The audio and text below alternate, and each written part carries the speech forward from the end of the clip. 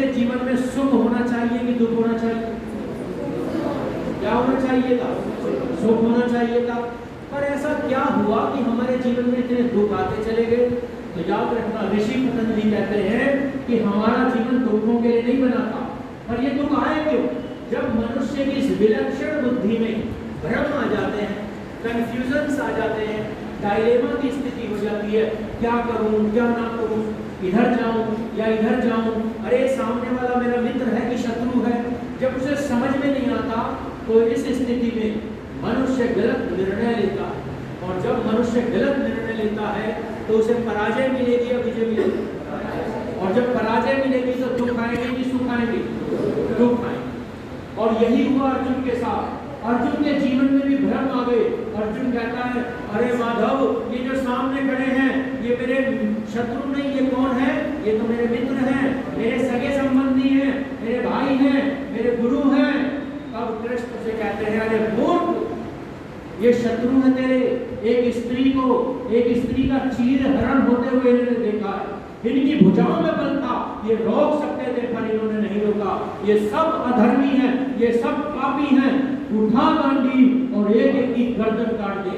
मुझे बताओ, अर्जुन के भ्रम दूर हुए कि नहीं हुए? अर्जुन के भ्रम दूर हुए।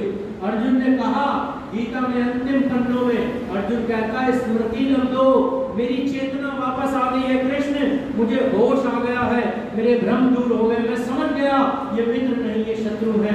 जब हम मित्रों को शत्रु, शत्रु को मित्र मान लेते हैं, जब हमारी बुद्धि में भ्रम आने लगते हैं, संशय आने लगते हैं, तो हमारे जीवन में दुख आएंगे।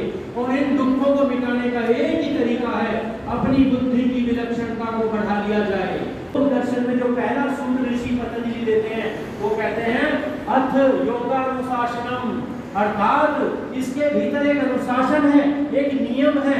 इस नियम के अनुसार अगर आप अपने जीवन को बदल देते हो, कुछ विशिष्ट नियमों का पालन करते हुए अगर अपनी लाइफ को जीते हो, तो आपकी बुद्धि विलक्षण होने लगेगी, आपके निर्णय सटीक होने लगेंगे, और उसके बाद पर्वत जैसा दुख भी जीवन में आ जाएगा। तो जानते हो कैसा लगेगा? गाय के दाने के समान।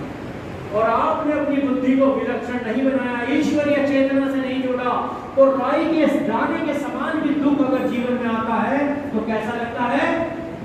पर्वत के समान। ये क्लास आपको कैसी लगी?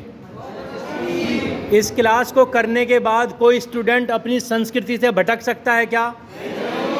अगर इस क्लास को हर स्कूलों में, कॉलेज में लगवा दिया जाए तो मैं जानना चाहता हूँ, जो युवक हमारे समाज से निकलकर आगे आ रहे हैं, क्या वे अपनी धर्म, अपनी संस्कृति, अपने राष्ट्र की रक्षा कर पाएंगे? तो आगे की जो कक्षाएं हैं, मुख्य कक्षाएं, क्या उन्हें करने के लिए आप तैयार हो?